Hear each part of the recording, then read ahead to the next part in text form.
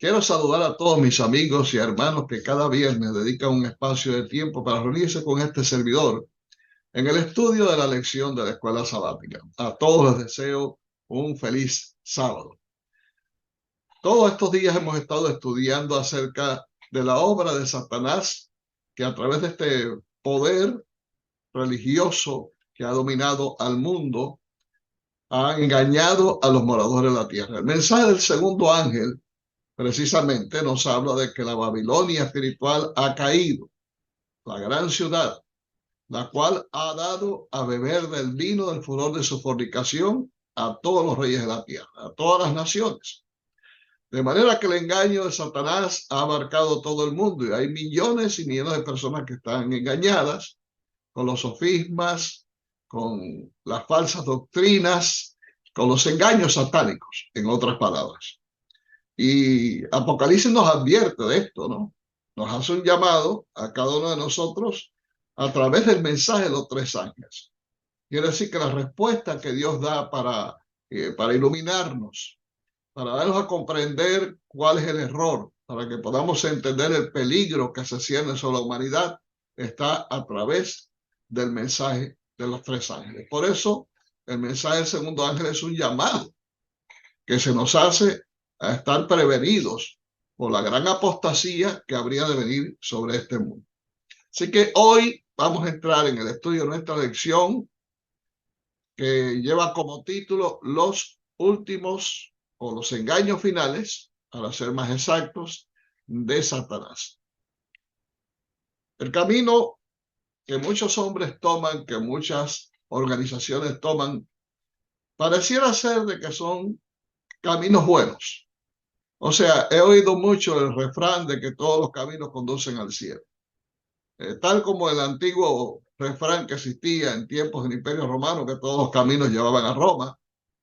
Para muchos, no importa la religión que usted abrace, no importa la profesión de fe, no importa cómo usted crea, lo importante es sencillamente creer en algo.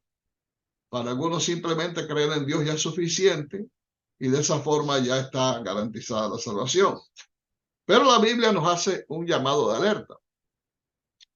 En Apocalipsis capítulo 12, versículos 9, se nos advierte que fue lanzado fuera el gran dragón, la serpiente antigua que se llama Diablo y Satanás, el cual engaña al mundo entero, y fue arrojado a la tierra y sus ángeles fueron arrojados con él. En otras palabras, el diablo es un experto en el engaño. Él es mentiroso y padre de mentira. Es desde el principio el autor de la mentira. Por lo tanto, el diablo puede engañar fácilmente a muchos que con corazón sincero buscan el camino de la salvación, el camino de la verdad, enseñándoles aparentes verdades, aparentes caminos que supuestamente conducen al cielo, conducen a la salvación y sencillamente son caminos errados, son fuentes secas que no tienen agua. Es por esa razón que en Proverbios capítulo 14, versículo 12, se nos advierte que hay camino que al hombre le parece derecho, pero su fin es camino de muerte. Y cuando encontramos en la Biblia advertencias como estas, debieran ayudarnos a todos a hacer una parada. Sería bueno que nos detuviéramos un momento, reflexionáramos y entonces buscáramos exactamente en la palabra de Dios cuál es el verdadero camino por el cual debemos andar. Jesús en una oportunidad le dijo a Felipe y a los discípulos que se estaban reuniendo allí en el aposento alto: yo soy el camino, yo soy la verdad, yo soy la vida. Nadie viene al Padre sino por mí. Así que solamente Jesús puede mostrarnos cuál es el camino para llegar a la presencia de Dios, y ese camino está a través de Cristo. Él es, en otras palabras, el verdadero camino mediante el cual podemos llegar ante la presencia de Dios y podemos alcanzar finalmente la salvación. Por eso es tan importante entender que Cristo debe ser el centro de nuestras convicciones religiosas. Si Cristo no es el centro de tu vida, no importa las cosas que tú crees que son buenas, no importa las cosas que a ti te parezcan son las que son correctas para avanzar seguro hasta alcanzar finalmente el reino de los cielos. Esas cosas pudieran ser buenas, pero repito, si Cristo no es el centro, estás en un camino de muerte. No es el camino de la salvación, porque Cristo es no solamente el camino, Cristo también es la vida. Así que el único camino que lleva a la vida se llama Jesucristo. El mensaje del segundo ángel nos hace un llamado, nos insta a mirar el verdadero camino. ¿Por qué? Porque toda la humanidad está llena de falsas doctrinas. Y ha sido este poder diabólico el que ha diseminado todas esas falsas doctrinas en el mundo para engañar. Porque la tarea de Satanás es engañar, y él ha actuado como el poder detrás del trono para que a través del poder papal esas doctrinas hayan alcanzado una dimensión tan grande de influencia que ha engañado a la mayor parte de los habitantes de este mundo. Y no me refiero solamente a los que pertenecen a la Iglesia Católica en sí. Me refiero también a otras denominaciones cristianas que están siguiendo los postulados de Roma al guardar enseñanzas o doctrinas que son simplemente creadas por Roma y que no tienen su base en la Biblia. Una de esas doctrinas es la famosa doctrina de la inmortalidad. En Apocalipsis capítulo 16 y versículos 13 y 14 leemos: y vi salir de la boca del dragón y de la boca de la bestia y de la boca del falso profeta 3 espíritus inmundos a manera de ranas, pues son espíritus de demonios que hacen señales y van a los reyes de la tierra en todo el mundo para reunirlos a la batalla de aquel gran día del Dios Todopoderoso. En estos versículos que se presenta la obra de Satanás, ilustrada o simbolizada por 3 espíritus inmundos. La palabra inmundo quiere decir que son aborrecibles delante de Dios.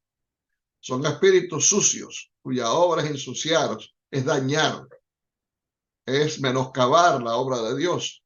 Se les compara con ranas. La rana es un batracio que es repugnante a la vista. Pero indudablemente lo que aquí se está ilustrando es el carácter repugnante de estos 3 espíritus que van a toda la tierra, en todo el mundo, con el propósito de engañar, hacen señales inclusive para reunirlos a la batalla del gran día del Dios Todopoderoso.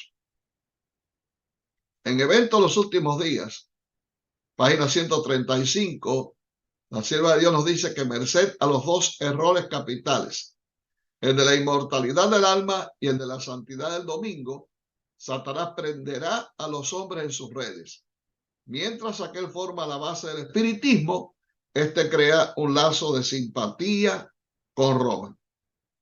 Una de las cosas que constantemente estamos escuchando de personas que pueden ser inclusive del círculo de nuestra familia, círculo familiar, es de aparecidos que fueron en un tiempo parte de nuestra familia, pero que descansaron, ya fallecieron, y esos supuestos espíritus aparecen para conversar, para traer un mensaje, etcétera, etcétera, a los que todavía están vivos. Y algunos están siendo engañados por estas falsas apariciones. Y aquí en este texto de Apocalipsis 16, versículos 13 y 14, se nos presenta que esos aparecidos no son nada más que espíritus de demonios que hacen señales. La Biblia ha sido clara en lo que hemos estudiado en estos tiempos acerca del estado del hombre en la muerte. El hombre cuando muere, la persona cuando muere, sencillamente está dormida. Jesús dijo acerca de Lázaro que llevaba 4 días ya muerto. Lázaro, nuestro amigo, duerme, mas voy a despertarle del sueño. En aquella oportunidad, cuando Jesús fue a despertar o a resucitar a la hija de Jairo, también les dijo a todos los que estaban allí reunidos y que estaban llorando por el fallecimiento de la niña: ¿por qué hacen tanto alboroto? Ella no está muerta, sino que está dormida.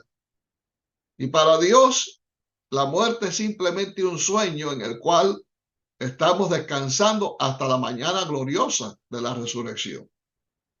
Todo lo que vemos en la Biblia nos muestra realmente que el hombre está dormido en el estado de la muerte.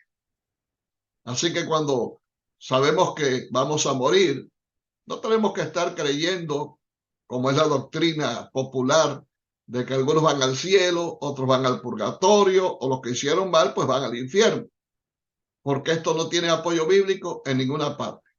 Los que viven saben que han de morir, pero los muertos nada saben ni tienen más paga, porque su memoria es puesta en olvido. Es igual cuando estamos dormidos, que ya no pensamos, no sentimos, no recordamos. Así es la muerte, con la única excepción que cuando estamos dormidos soñamos a veces, pero en este caso no hay sueño, no hay nada, la mente dejó de funcionar totalmente. Dice, también su amor y su odio y su envidia fenecieron ya, y nunca más tendrán parte en todo lo que se hace debajo del sol. Esta última declaración es determinante. Si no tienen más parte en el mundo de los vivos, ¿quiénes son entonces supuestamente aquellos que aparecen a los familiares en este mundo como representantes o como espíritus desencarnados que representan a los familiares que ya murieron? Ahí está la respuesta en Apocalipsis 16. Son espíritus de demonios. Recordemos que Satanás tiene el poder, tiene una peculiaridad que Dios le dio de poder transformarse. Los ángeles pueden transformarse. Vemos en la Biblia como muchos ángeles se transformaron en personas cuando se le aparecieron a algunos de los personajes bíblicos. Y en la vida diaria hemos oído de experiencias de hermanos que han sido salvados del peligro por alguna persona que se les ha acercado, les ha advertido, y después se dieron cuenta que fueron ángeles en figura humana. Así que los ángeles tienen esta cualidad, esta característica de poder transformarse. De la misma manera, los demonios saben cómo tomar la figura, fingir el tono de la voz, inclusive ellos recuerdan perfectamente palabras, frases que se dijeron, acontecimientos, etcétera, y aprovechan eso para engañar a los moradores de la tierra. Ahora bien, vamos a ver otro pasaje. En otro pasaje, Eclesiastés también 9:10, nos dice, y todo lo que te venga a la mano, hazlo con todo empeño, porque en el sepulcro donde tú te diriges, no hay trabajo, ni planes, ni conocimiento, ni sabiduría. Por lo tanto, estos pasajes junto con otros nos ayudan a entender que el hombre cuando está muerto, la persona cuando está muerta, sencillamente está dormida y estará dormida hasta que se ha levantado bien para vida eterna o bien para muerte y destrucción eterna. Primera Tesalonicenses nos menciona cuando únicamente los que fueron justos, los que fueron santos, los que siguieron a Jesús, volverán a la vida para recibir la corona. El apóstol Pablo nos dice, porque el Señor mismo con voz de mando, con voz de arcángel y con trompeta de Dios, descenderá del cielo y los muertos en Cristo resucitarán primero. Luego nosotros, los que vivimos, los que hayamos quedado, seremos arrebatados juntamente con ellos en las nubes para recibir al Señor en el aire, y así estaremos siempre con el Señor. Esto concuerda perfectamente con lo que Pablo dice allá en segunda de Timoteo, cuando él le menciona que él ha peleado la buena batalla, ha acabado la carrera, he guardado la fe. Por lo demás me está guardada la corona de justicia, entiéndase la corona de la vida eterna, la cual me dará el Señor juez justo en aquel día, y no solo a mí, sino a todos los que aman su venida.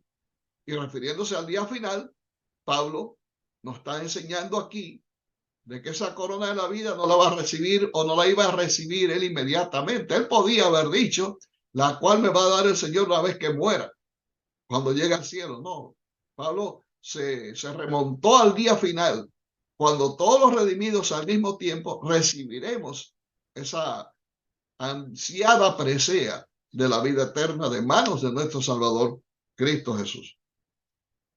Apocalipsis 14:13 nos dice, oí una voz que desde el cielo me decía, escribe, bienaventurados de aquí en adelante los muertos que mueren en el Señor. Sí, dice el Espíritu, descansarán de sus trabajos porque sus obras con ellos siguen.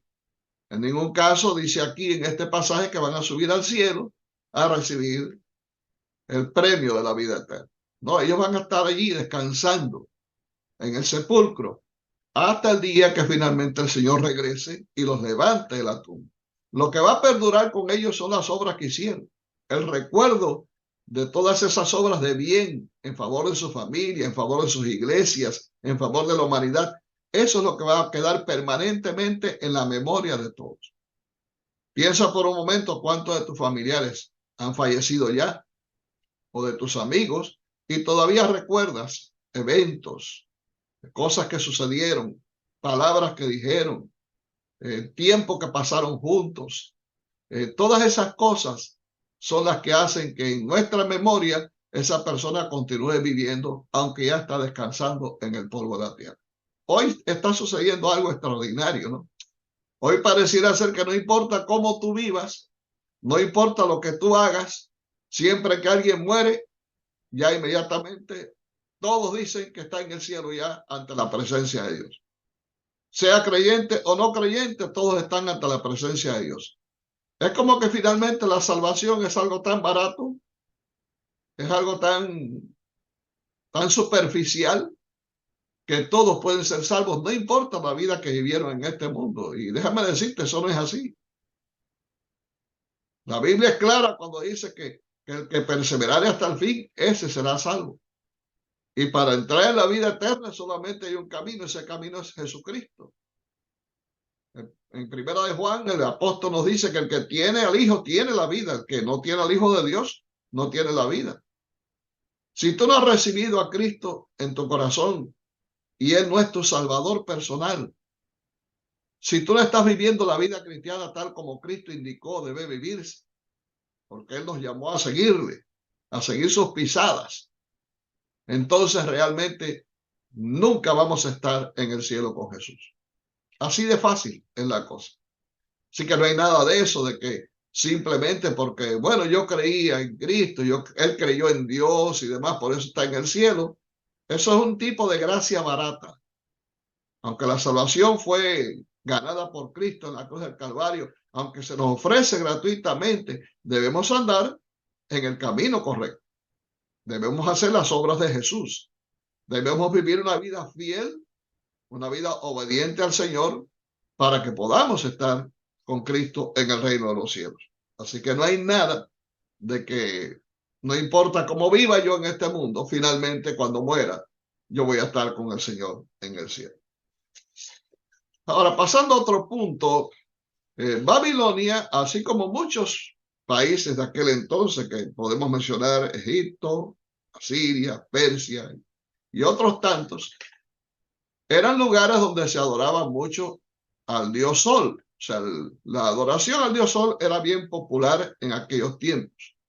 En Babilonia, por ejemplo, el dios Sol era el dios Shamash y estaba incluido dentro del culto a los dioses de Babilonia, que por cierto eran muchos. De paso, todos estos países, imperios, tenían religiones politeístas. O sea, que había un dios para cada cosa. Ellos no podían entender cómo los hebreos tenían un dios que incluía todas las cosas, incluía la naturaleza, incluía los eventos climatológicos, todas las cosas que pudieran ocurrir, ese Dios las abarcaba todas. Ellos no podían comprender, por eso ellos dedicaban un Dios a la luna, un Dios al sol, un Dios a la tierra, etcétera, etcétera. Los griegos tenían un Dios para la guerra, un Dios para el amor. Es interesante, ¿no? Es interesante el politeísmo que existía en aquellos tiempos, ¿no? Y debido a la gran influencia de la cultura imperante, el pueblo de Israel muchas veces sucumbió también a este tipo de idolatría, especialmente la adoración del dios Sol. Veamos algunos ejemplos acá. Ezequiel 8:16 nos dice, me llevó al atrio de adentro de la casa de Jehová, y aquí junto a la entrada del templo de Jehová, entre la entrada y el altar, como 25 varones. ¿Qué estaba sucediendo allí? Miren lo que estaba sucediendo. Sus espaldas vueltas al templo de Jehová, o sea, estaban de espaldas al templo, al lugar donde se adoraba al verdadero Dios. Y por lo contrario, sus rostros estaban vueltos hacia el oriente y adoraban al sol, postrándose hacia el oriente. Qué interesante lo que presenta aquí. También en Segunda de Reyes se menciona la obra que hizo Josías. Y parte de su obra dice que quitó a los sacerdotes idólatras que habían puesto los reyes de Judá para que quemasen incienso en los lugares altos, en las ciudades de Judá y en los alrededores de Jerusalén, y asimismo los que quemaban incienso a Baal, al sol y a la luna, y a los signos del zodíaco y a todo el ejército de ellos. Aquí se menciona también a los signos del zodíaco. Hoy mucha gente depende de cómo están ubicados los astros, están constantemente al tanto con los pronósticos astrológicos para saber cómo le va a ir en la vida, tanto en un futuro inmediato como un futuro más lejano. Y todo esto sencillamente forma parte de las falsas doctrinas del vino fermentado que Babilonia ha distribuido en todas las naciones. Y Josías hizo una obra tal que limpió completamente a Jerusalén de todos estos tipos de adoración. Dice que quitó también los caballos de los reyes de Judá que habían dedicado al sol a la entrada del templo de Jehová, junto a la cámara de Natán Melech, eunuco, el cual tenía a su cargo los ejidos y quemó al fuego los carros del sur. Quiero hacer mención en este pasaje, utilizando un tipo de comparación, de que la adoración al sol se realizaba no en otro lugar, sino precisamente en el templo que había sido dedicado a Dios. En el caso de Josías, había caballos a la entrada del templo que habían sido dedicados al sol también. Me llama la atención que es lo mismo que está ocurriendo también en nuestro tiempo, porque con el nombre de cristianismo, con la aparente adoración al verdadero Dios, también se está enseñando a todos los moradores de la tierra a adorar a un Dios que no es el verdadero Dios. Porque el verdadero Dios no tiene que ver nada con el sol. Él creó el sol, pero no es el sol al cual debemos adorar. Y mucha gente adora a las criaturas, a las cosas creadas, más que al creador de todas las cosas. Eso es totalmente incongruente, no tiene sentido, pero así de loca es la humanidad, que no podemos ver claramente cuál debe ser el objeto de nuestra adoración, que no son las cosas, sino aquel quien hizo todas las cosas. Así que los profetas aquí escribieron este punto para alertarnos a nosotros que también podemos caer de alguna manera en este tipo de adoración. En el tiempo de la iglesia romana, cuando estaba en su desarrollo, hubo una aparente conversión que fue para muchos de sorpresa y para la iglesia cristiana de aquel entonces fue de gran entusiasmo, porque Constantino hizo un alarde de conversión al cristianismo y aceptó superficialmente la fe cristiana. Constantino, como todos los emperadores romanos, había sido un gran adorador al sol. Y una de las primeras leyes de Constantino, el primer edicto que Constantino lanzó a la cristiandad, es precisamente relacionada con el sol. Pero antes de llegar allí, quiero mencionarles que también el cardenal Gibbon, Edward Gibbon, quien también era un renombrado historiador, escribió que el sol se celebró universalmente como el guía invencible y protector de Constantino. Entonces, en el edicto de Constantino, en el 321, él dijo, en el venerable día del sol, que los magistrados y la gente que reside en las ciudades descansen y que todos los talleres se cierren. Él excluyó simplemente a los que están en el campo, porque en ese día quizás sea mejor para la cosecha, etcétera, etcétera. Fue los únicos que excluyó por un asunto económico. Pero todos los demás debían descansar el venerable día del sol. Interesante que cuando vamos al inglés, la palabra que corresponde a domingo es la palabra Sunday. Sunday quiere decir exactamente día del sol. Y yo me pregunto y les pregunto a ustedes, ¿No será que especialmente aquellos que adoran a Dios en el día de domingo, en lugar de estar adorando al verdadero Dios, están adorando al Dios Sol? Yo quiero que piensen un poquito en eso, porque hace un momento, en la referencia que hice a Josías y a lo que estaba sucediendo en Jerusalén, mencioné que muchas veces podemos estar adorando a Dios y sin embargo no estar adorando a Dios correctamente, porque el verdadero día en que se debe adorar a Dios es el sábado, es el día bíblico de adoración. Y si estamos adorando a Dios en un día que no es el sábado, estamos adorando a otro Dios entonces. Así que si usted adora a Dios en domingo, Sunday quiere decir día del sol, usted está adorando al Dios del sol. Y el Dios del sol no es el Dios que creó los cielos y la tierra. El Dios del sol es el que creó esa adoración al sol, que no es otro que Satanás. Por lo tanto, usted está adorando a Satanás. Puede que usted esté adorando sinceramente, sin darse cuenta de lo que está haciendo. Pero ahora está conociendo exactamente cuál es la verdad de acuerdo a la Biblia. Si usted está en ese caso, usted tiene una decisión que tomar con usted mismo. Usted puede buscar en toda la Biblia si hay algún pasaje que le diga a usted, le pruebe a usted de que en algún momento Dios dio autoridad a la iglesia para transferir la santidad del sábado al domingo y utilizar el domingo como día santificado de reposo. Usted se va a sorprender de que no hay ningún pasaje en la Biblia que diga eso. Es más, los grandes historiadores, los estudiosos de otras denominaciones inclusive, están plenamente de acuerdo de que realmente no es el domingo el día de reposo, sino que el sábado sigue siendo el día de reposo. Les voy a mencionar, por ejemplo, esta declaración. Esta declaración fue emitida por el doctor Edward T. Hiscox, autor del Standard Manual for Baptist Churches, o sea, manual de referencia para la iglesia bautista. En el 1893, este doctor habló entre muchas personas, cientos de pastores bautistas, y allí sorprendió a todos estos pastores con esta declaración muy interesante que él mencionó.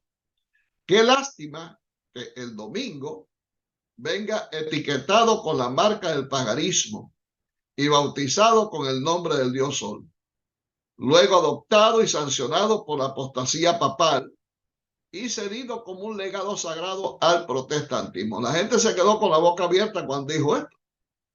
Pero yo admiro a este hombre que con valor hizo esta declaración. Sencillamente, cuando usted adora a Dios en el día domingo, si usted es evangélico, si usted es protestante, usted no está adorando a Dios en el día que Dios instituyó para que se le adorase como creador de todas las cosas. Usted sencillamente está adoptando para usted un día de adoración que fue instituido por la Iglesia romana, pero que no tiene apoyo bíblico. El mismo catecismo de la Iglesia Católica reconoce que la Iglesia no tiene autoridad y que fue la Iglesia la que hizo ese cambio. Esa autoridad no viene de Dios, es la autoridad que le dio Satanás a la Iglesia. Por eso cuando usted estudia Apocalipsis 13, usted va a descubrir que la primera bestia puede ejercer su poder porque el diablo, el dragón, le ha dado ese poder a la bestia. Y cuando estudiamos Apocalipsis 17, también encontramos allí que esa mujer impura, esa mujer prostituta, vestida con alhajas, con piedras preciosas, de púrpura, de escarlata, cabalga sobre una bestia que tiene 7 cabezas y 10 cuernos que representa al imperio romano. Por eso es que la Roma papal tomó base, fundamento en el poder político para ejercer finalmente su dominio. Pero también esa bestia representa a Satanás, la misma que aparece, el mismo dragón que aparece tanto en Apocalipsis 12 como en Apocalipsis 13. Por lo tanto, Satanás es el que insufla su poder en el papado para que imponga esas doctrinas, imponga esas falsas enseñanzas con las cuales ha engañado a todas las naciones. Y entre ellas, pues indudablemente, entra el domingo. Hoy en día el Papa de Roma, Papa Francisco, ha hecho una campaña tremenda para establecer nuevamente el domingo como el día de reposo, el día de la familia. Y creo ciertamente de que esto va a tomar cada vez más fuerza hasta que llegue el momento que se dicte una ley dominical nacional en este país y todos los que quieran observar el sábado y mantenerse fiel a Dios van a tener que tomar una decisión seria de lo que van a hacer con sus vidas. Porque hay muchos hoy en día que están en nuestra iglesia, que se dicen ser adventistas del séptimo día, que guardan el sábado, pero sin embargo, la gran realidad es que están muy lejos de ser fieles a Dios en una manera consecuente con la santidad del día de reposo. A menos que hagan una reforma y a menos que pongan a Cristo en el centro de la adoración, de la devoción personal, aquel a quien debemos seguir, cuando llegue el apretón, cuando las cosas se pongan difíciles, se irán a formar parte de aquellos que seguirán en Babilonia. La gran noticia es que todos los que se encuentran también en Babilonia, pero que son sinceros, han sido engañados y descubran la falsedad del engaño, van a venir a formar parte del pueblo de Dios. Ahora bien, voy a compartir con ustedes Ezequiel 20:12. En Ezequiel capítulo 20 vamos a encontrar allí un mensaje de parte de Dios a su pueblo que ha abandonado los principios de su palabra. Hay una rememoración que hace allí el profeta de cómo Dios ha estado con su pueblo en todo tiempo, cómo Dios los ha bendecido, cómo Dios los ha protegido, los ha guardado desde que los sacó de Egipto. Sin embargo, han sido infieles. ¿Por qué? Porque no guardaron sus mandamientos. Y uno de los mandamientos que Dios, a través del profeta, presenta allí que ha sido violado es el que tiene que ver con la santidad del sábado. Y ahí en el versículo 12 dice que también les di mis sábados para que fueran una señal entre yo y ellos, para que supieran que yo soy Jehová, el que los santifico. Y en el versículo 20 añade, santificad mis sábados y serán una señal entre mí y vosotros para que sepa que yo soy Jehová vuestro Dios.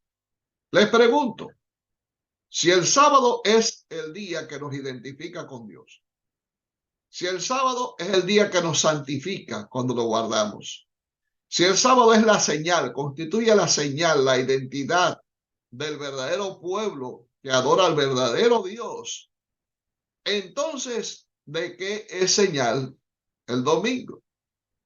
Bueno, Apocalipsis capítulo 13 nos lo declara enfáticamente. Es la marca de la bestia, es la señal de la bestia. La señal de Dios, la identificación del verdadero Dios, del verdadero día de reposo, es el sábado. Ahí está. Así que la marca de la bestia, la señal de la bestia, no es otro que un día que ha sido instaurado en lugar del verdadero día de reposo y no es otro que el domingo. Por lo tanto, cuando tú adoras en el domingo, no estás adorando al verdadero Dios, estás adorando sencillamente a la bestia. Llámese el poder romano o llámese también Satanás. Así de fácil. Y tengo que decirlo de una manera cruda porque es mi deber decirlo. Yo tengo una responsabilidad de declarar la verdad para que no seas confundido y para que tengas la oportunidad todavía, en que no se ha cerrado la gracia, en hacer tus decisiones y hacer los cambios. Hay gracia para que podamos obedecer. Hay gracia para poder movernos en la dirección correcta. Hay un llamado, por lo tanto, en Apocalipsis capítulo 8, versículos 4 a 5, perdón, es capítulo 18, donde dice, y oí otra voz del cielo que decía, salid de ella, pueblo mío, para que no seáis partícipes de sus pecados, ni recibáis parte de sus plagas, porque sus pecados han llegado hasta el cielo, y Dios se ha acordado de sus maldades. Este llamado está llegando a través de este mensaje. Este llamado Está llegando a través de las redes sociales, del internet, de eventos evangelísticos que se están celebrando en todo el mundo, en iglesias locales, a través de un amigo, de un familiar que te dice el verdadero reposo es el sábado, a través de tu Biblia. Cuando tú abres la palabra de Dios y encuentras ahí santificar mis sábados, para que sean señal entre tú y yo. Cuando tú lees eso, entonces vas a entender que Dios te está llamando a salir de Babilonia y a formar parte del pueblo verdadero que Apocalipsis 12:17 dice son los que guardan los mandamientos de Dios y tienen el testimonio de Jesucristo. Recuerda lo que dice Isaías 8:20. A la ley y al testimonio, si no dijeren conforme a esto, es porque no les ha amanecido. Tenemos que ir a la ley. Y la ley nos dice de que el sábado es el verdadero día de reposo. El sábado será la piedra de toque al final de todas las cosas. Y tendrás que decidir a quién vas a adorar y en qué día vas a adorar. Y eso va a determinar de qué lado vas a estar. Si vas a estar de aquellos que realmente son identificados con el verdadero Dios porque tienen la señal de Dios en sus frentes, o vas a estar con aquellos que adoran a la bestia y van a recibir la marca en su frente o en su mano. Así de sencillo nos lo presenta la Biblia. Es un pecado cuando nosotros desobedecemos a Dios. Es un pecado cuando no hacemos las cosas correctas. Primera de Juan capítulo 3 versículo 4 dice que todo aquel que comete pecado infringe también la ley. Puede ser pecado sin infracción de la ley. Por lo tanto, si tú estás infringiendo uno de los mandamientos y ese mandamiento tiene que ver con la santidad del verdadero día de reposo, estás cometiendo pecado, estás en pecado. Por lo tanto, debes venir al Señor para que el Señor finalmente te sane, lave tus pecados y puedas entrar a formar parte del pueblo de Dios. En la fe por la cual vivo, página 150, y termino con esta declaración, la sierva de Dios dice, hay muchos hoy en día que inconscientemente han violado uno de los preceptos de la ley de Dios. Cuando el entendimiento ha sido iluminado y las exigencias del cuarto mandamiento son presentadas con fuerza ante la conciencia, se ven a sí mismos como pecadores ante la vista de Dios. Y el pecado es transgresión de la ley. Y cualquiera que hubiere guardado toda la ley y ofendiera en un punto es hecho culpado de todos. Así que mi llamado para ti es a rectificar. La palabra de Dios es clara. La palabra de Dios es la luz que nos guía. Es la antorcha que está encendida alumbrando el lugar oscuro. De manera que si quieres encontrar respuestas a tus preguntas, a tus inquietudes, simplemente sumérgete en el estudio de la palabra de Dios. Ella va a aclarar todas tus dudas. Parte de ello lo hemos dicho aquí en esta lección y a lo largo de este trimestre y lo que falta todavía por estudiar. Pero es importante que hagas tus propias decisiones. Es importante que busques la verdad por ti mismo. No seas de aquellos que simplemente aceptan lo que te dicen. Por ser así, hay tanta gente engañada porque simplemente fueron prendidas en el engaño y el engaño están. No tienes que buscar la verdad por ti mismo, tienes que pedirle ayuda a Dios para que a través de su Santo Espíritu te lleve a toda la verdad. La obra del Espíritu Santo, según Jesús definió, es llevarnos a toda verdad. Por lo tanto, pide la ayuda a Dios. Ora a Dios, Señor, envía tu Espíritu que Él me ilumine, que Él me enseñe la verdad para yo poder andar por el camino correcto. Dios te bendiga. Te deseo nuevamente un sábado feliz y nos vemos la próxima de acuerdo a los planes de Dios para con nosotros.